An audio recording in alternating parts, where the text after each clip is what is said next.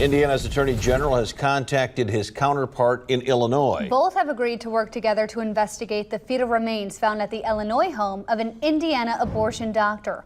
Mark Peterson is standing by live. And Mark, officials haven't said much about what that investigation might entail, right?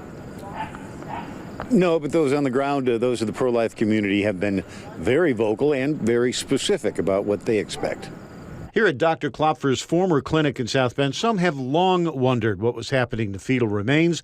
Like the folks next door at the Chapel of Divine Mercy, it has a video surveillance system that, to this day, keeps an unblinking, motion-activated eye in the clinic grounds. You would have thought that there would have to be biomedical waste removal at some point during that time, and there never was. Sean says Dr. Klopfer was known to cut the clinic grass himself with a weed whacker and trim the bushes with a chainsaw, leading Sullivan to believe. Well, Chief probably had something to do with it, cutting corners and not being willing to pay for the biomedical removal of that waste. Here we have the Women's Pavilion, where he performed his abortions.